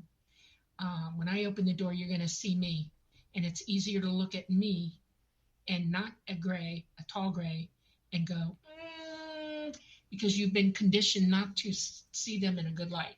But I'm human, okay? And so when I open the door and I say it's time, you go now, or you don't go at all. You're more apt to listen to that and come for it, especially if you're woke, okay? Okay, and we're talking about awakened woke as opposed to politically woke. Right, not politically woke. Yeah, we need woke. to clarify You've awakened mentally and spiritually. The people who are not going with them are not going with them, and it's going to be sad for me to see, because we'll come for everybody at that point. And if you're awake and know who we are and see us as friend, and this is your chance to get out of here, you'll go. But there are literally going to be people who won't see them come, who will turn their back on it and not get on board. They will miss it. And it's extremely complicated how that works, because your brain has a tendency, those who are deluded will remain deluded, and those who are awake will be awake. And that's how we know who's going and who's not. So when we open the doors, if you're awake, you'll come. That's the key to this whole thing. It's not that they're choosing not to come. They're choosing to come at a time that's safe for them to get here. And all of us, listen, you don't want to get on a craft with the way it is right now. Trust me, it's too dangerous. You could crash with them, and they're not going to try to hurt you in any way, shape, or form. Not in that way, okay? It's stupid to try. But when it's safe to come back, they'll land on every road, every driveway, every airport, every parking lot, you name it, fields, everywhere. It will be obvious. You will have the opportunity to see them and to go. Yes. This is the message a lot of contactees are getting, by the way. I hear this quite often. Yes. I have in my work with them gone to other worlds in the situation that we are in now, when it was time to pick up who we could, and been trained to do so. And it's a complicated issue, because when we landed one time, that I was taken to go. We opened the doors, and I thought everybody would run. No, they don't. Only the ones who were conscious of it and awake and aware came. And it was a lot of them, which made me happy as all get out. Trust me, you don't want anybody to be afraid when bad things are happening. You want them to be calm and know that this is a good thing happening, and to take the choice to go with them. And they did. The ones that were going to did, and the ones that didn't want to have anything to do with it did not. And it was a bit sad, but I got through it okay, and I managed to file it for future reference, because I know the day is coming here that's going to happen. And I will be on board, and I will be landing, and I will be opening the doors. And my message is, please understand that they are not going to hurt us, that they're going to give you a chance to finish out this lifetime that you chose to be here. We all came for this. That's the point. We all brought ourselves into this life, into this existence at this time to go through this. And I just hope that you don't stay delusional and believe what the governments are telling you, and hear the truth and understand that this is an opportunity for you to experience one of the most enlightening, uplifting things and evolving things that you can do for yourself. It's a big deal. And you can choose whatever you want to do. That's true, and everybody will. But I want you to at least understand why it's happening. Because what is going to happen to this planet is very, very rough. We're going to go through some huge transitions before they can get back here. Our sun is doing its thing, and we're experiencing CMEs, and then they're going to get worse and worse and worse. We're going to see the planet go right back to the Stone Age. You're going to lose all electricity. That's going to hurt a lot of people, okay? So what you plan to be here for is going to happen one way or the other. It is evolving. It is teaching you something. You're learning from it. And that's the situation we're all in. You came for a catastrophe. Here you go. It's happening. And really, this is good news. This is what I always tell people. Because it's not doom and gloom. I know it sounds like this. It sounds like doom and gloom. I know my listeners are sitting there going, yeah, we're on the carousel, we're on the carousel, and the ride's over. Okay, get off, move on. That's what's happening. Yeah, and I think people on this planet have been taught to hold on to life corporeally in what they're at, and they get really angry when they think they can't live forever, or they get really sad about it too when they don't realize that they do live forever, just not in the body.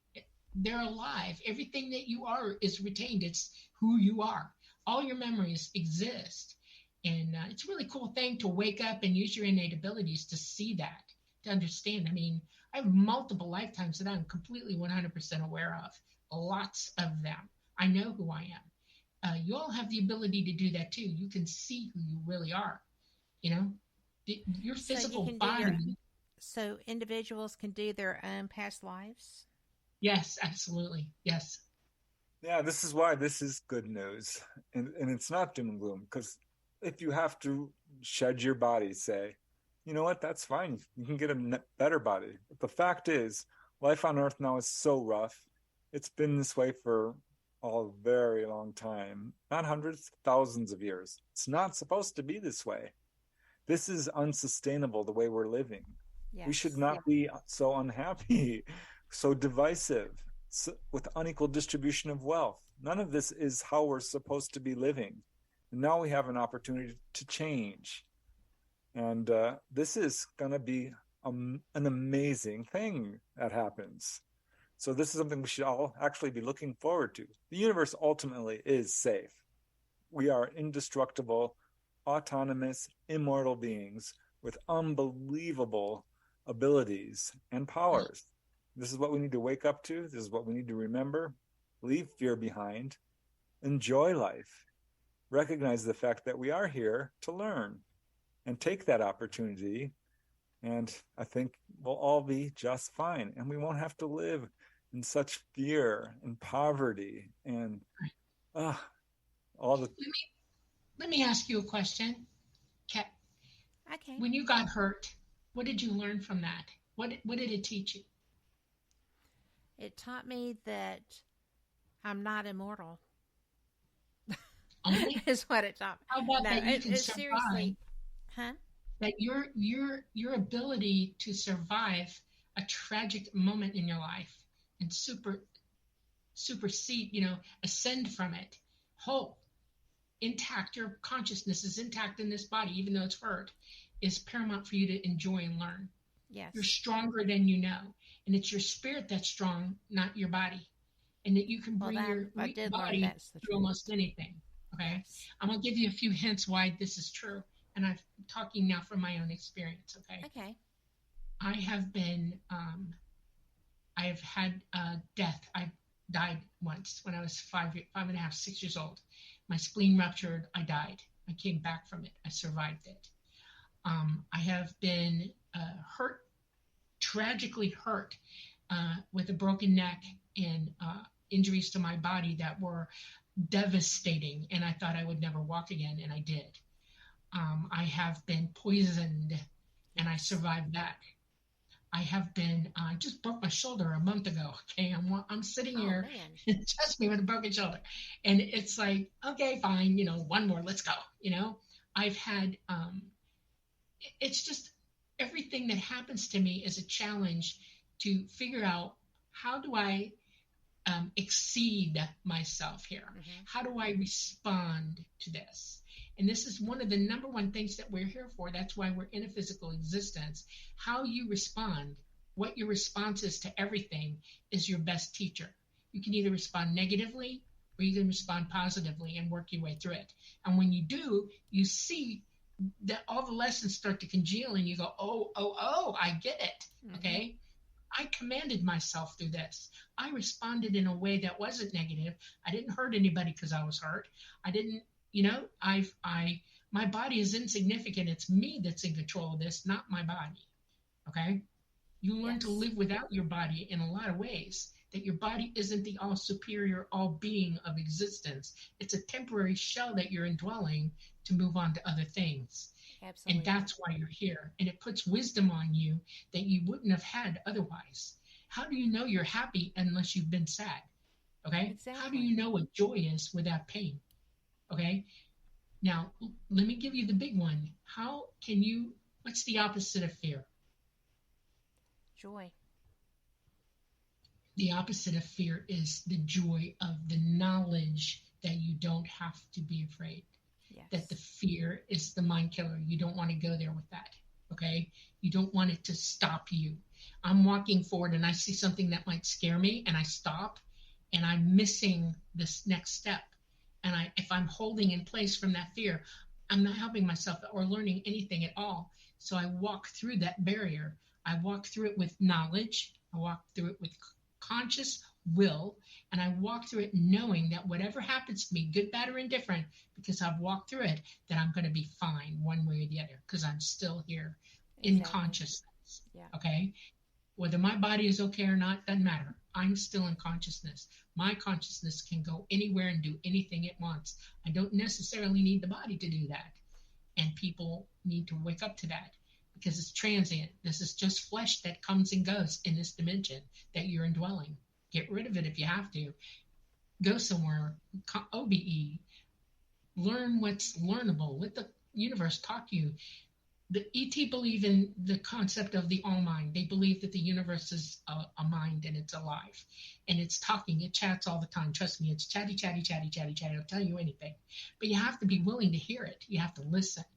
And sometimes fear is your mind overriding, listening for the truth. Okay? I want you to remember that. That is actually very true. Yes. Buddha tried to teach everybody, like, you put the fear in your hand and you turn your hand over. Where'd it go? It's gone. Let it go. Drop it. Okay? Just command it to go. And it does. You have to practice at it, though. It's like riding a bike. You can fall over a couple times. You're going to learn the hard way. It hurts to fall down. But you get back up and you keep, going. Let fear go. That's what you do. Well, we have to take a break. Dadgummit.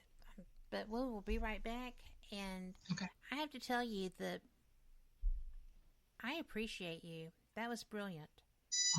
And we'll be right back. Y'all come back too.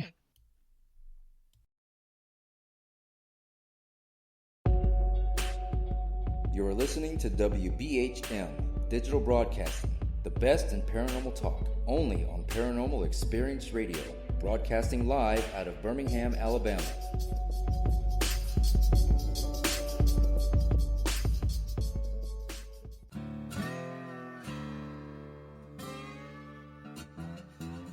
Oh, come on. I'm Southern, but... Nope. That'll do. Hello. I am Kat Hobson, host of Paranormal Experience here on WBHM Digital Broadcasting out of Birmingham, Alabama. I enjoy having guests from all areas of the paranormal, from ghosts to ufology to cryptids and beyond. You'll find some of the best researchers in their fields bringing you some great information. Join me on Wednesday nights from 8 to 10 p. Eastern here on WBHM Digital Broadcasting.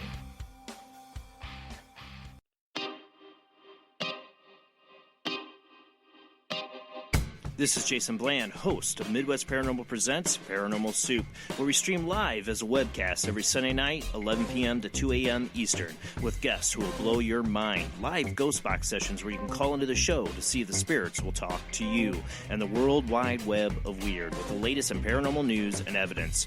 We're bringing the weird every Sunday night, 11 p.m. to 2 a.m. Eastern on our Facebook page and YouTube channel. Don't forget to follow and subscribe.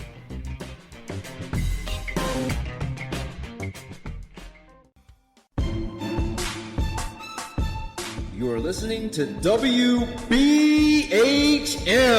Digital Broadcasting, the best in paranormal talk, only on Paranormal Experience Radio.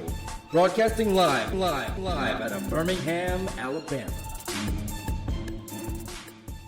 Thank you for listening to WBHM Digital Broadcasting out of Birmingham, Alabama. The time is 45 minutes after the hour.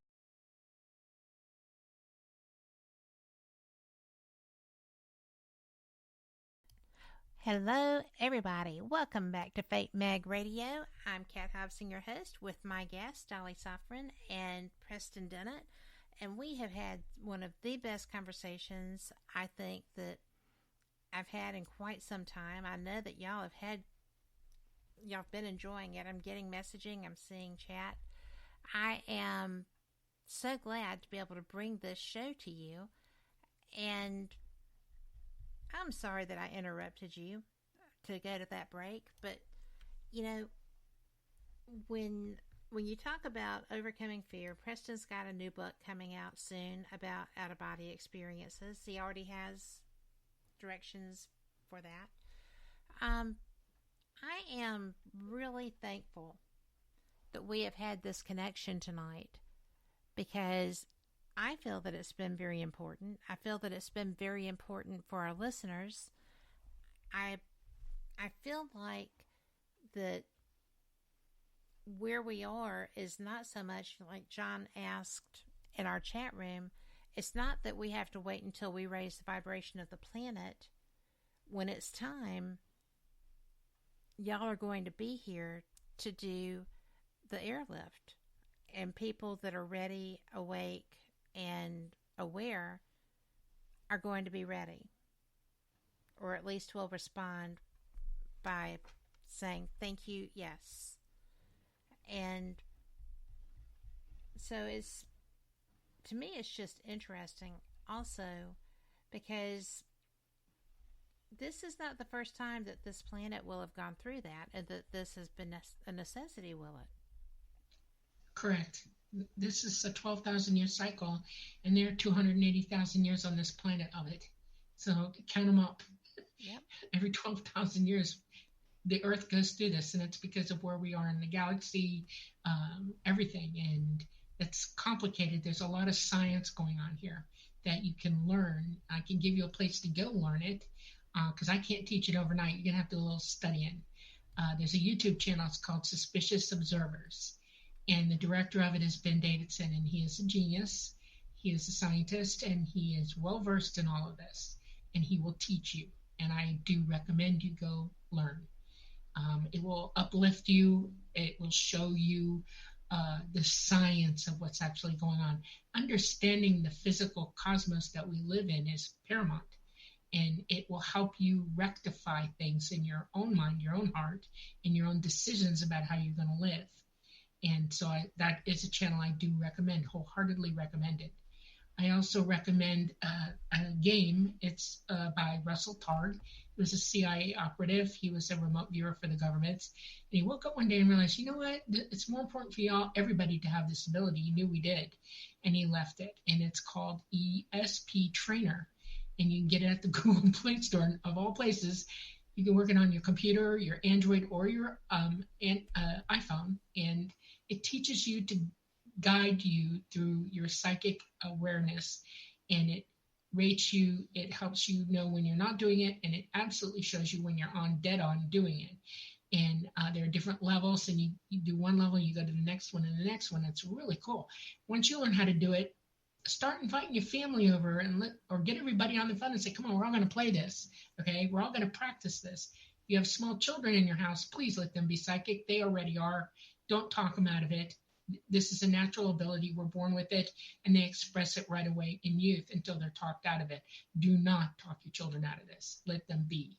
Okay? Absolutely. And then play games with them. Play psychic games with them. Oh, my heaven, the things that you will learn from your own children, because you've got to be as psychic as they are, and you got to backtrack a little bit to get to it. It's not going to be easy. I'm not pie in the sky. Oh, this works the very first time you try it. This is a lot of work involved, but you can do it. Start small steps. The basic part, and I've been mulling this over from that man's comment, is this. They can't rescue us. We have to rescue ourselves. We have to meet them halfway. You have to be ready to be helped. My dad used to tell me a joke, and this is a really good way of expressing it.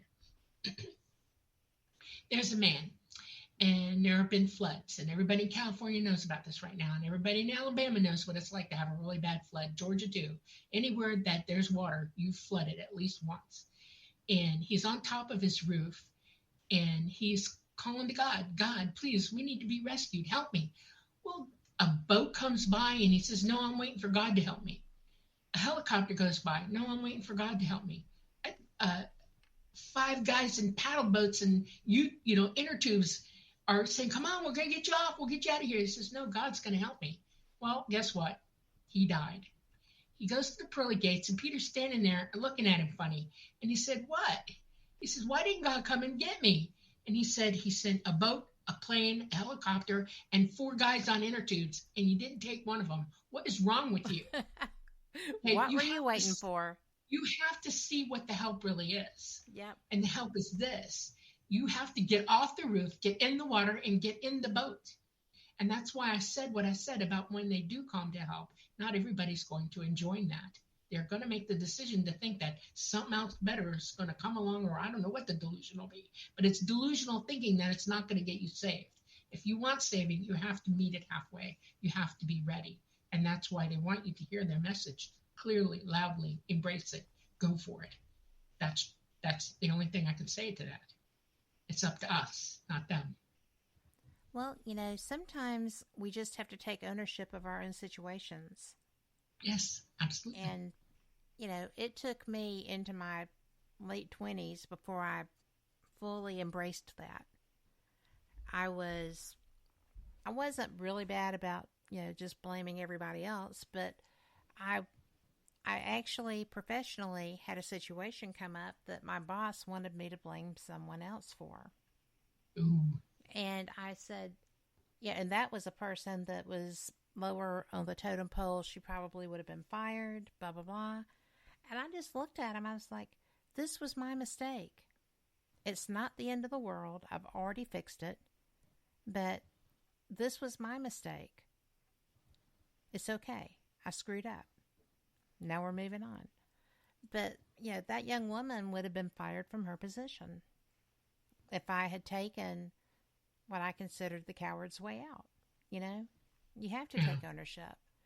Right. And the truth is the truth. We have to speak it to ourselves first, and then everybody absolutely. else right after that. ET operates this way, by the way. Yes, do what's right, even if it's hard. I know, right? And, I knew he wasn't going to fire me, but it was still the right thing to do. It was just like, No. And I had two people that were just stunned when I said, you know what, I completely screwed up. Here, let me do this. This will, fix the situation. There you go. And one of them just said, I've never had anybody do that before. And I was like, well, I wish now our you government have. could do that. Our governments could easily just turn things around like, you know what? Let's do the right thing. Yeah. Let's have truth and transparency on this subject. Yeah. On a lot of subjects. I mean, there's so much that we're kept in the dark about, air quotes, for our own good. And some of them really matter. Exactly. And we don't ever get the chance to ascertain what we think is important because we're not told any of it.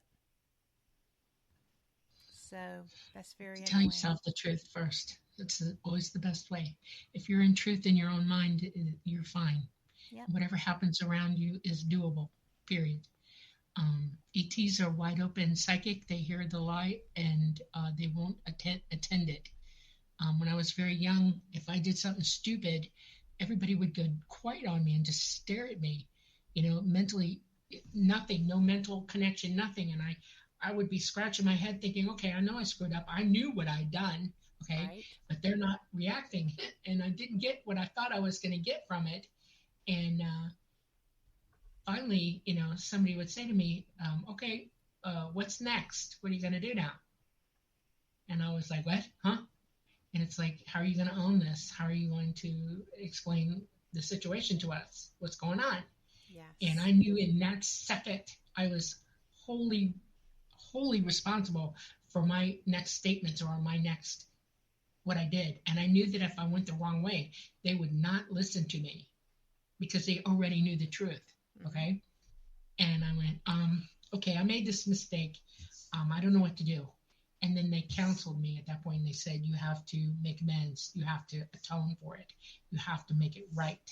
And then when you do that, we'll talk.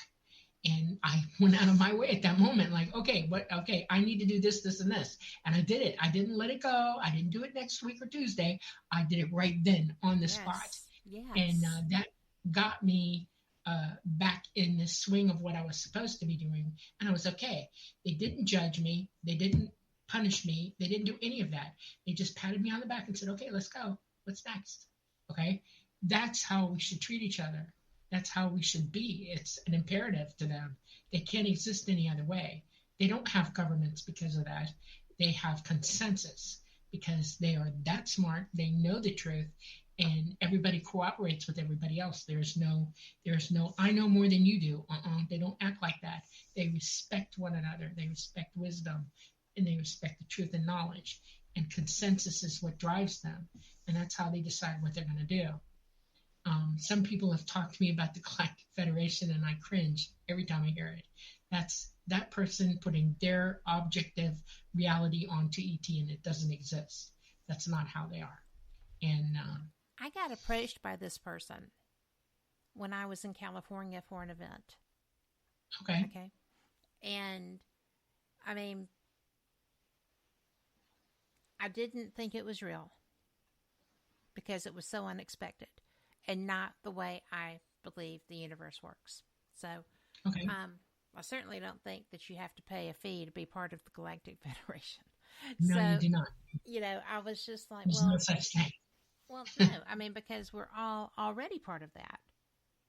We are innately part of that. We're united, right? Yes. We're uniquely all one. Yes. Yes.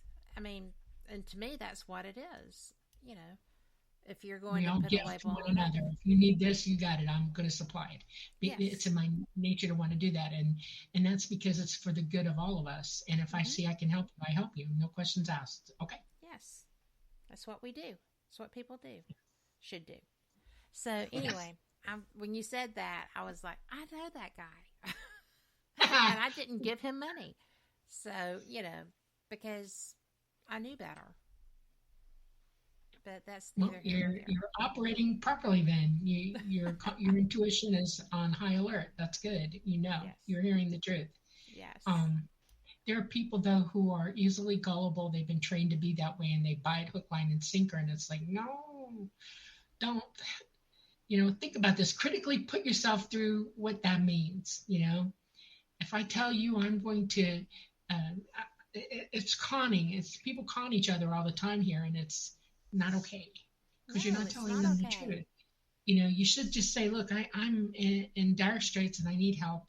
And hopefully the people who are around you see that and will react positively toward that and go help you. And then you return or you move it forward. You pay it forward. That's a wonderful idea. I love that idea. And that's the way it works. We just keep helping one another. We would all eat. We would all sleep safely at night. We would all be able to learn what we need to learn. We would enjoy our lives. We would be enjoy. Our children would play freely in the streets. You know what I'm saying? I do. Our whole planet would just change. But you have to be willing to go there with that. And it means tell the truth, period. Yes. Well, we're out of time. I can't believe this. I have had the best time. I hope both of you will come back later and we can continue our discussions. And okay. Preston, before we go, I just want to let people know that you do have a book, literally, training on the out of body moments. And that's right. Yeah. It's I've lost it. I just had it right in front of me. Out of Body Exploring, A Beginner's Approach. And it's available on Amazon. And it's really something that I'm going to be reading this week. So I am appreciative of both of y'all's time. I have had such a wonderful conversation with you. It's just been wonderful for me to have both of you here. And Preston, thank you so much for the connection, but thank you so much for being willing to come and share all of your knowledge. You have so much. And Dolly, you do too. I just appreciate both of you. Thank you very much. It's very kind of you. I appreciate that. Absolutely, yes. Thank you very much. Thank you for allowing us to bring this message forward, to tell the truth. It's a big deal. Yes. I mean, I just am thrilled to death that we've been able to have the conversation. And for all of our listeners, I hope that you enjoyed this nearly as much as I did. Thank you. Thank you for being here. I will see you next week. Same cat time, same cat channel. And please keep Phyllis in your prayers. Flow some positive energy her way. She's a very strong woman, but I know she'd appreciate the help. So we will see you next week. Y'all take care and be blessed. Good night.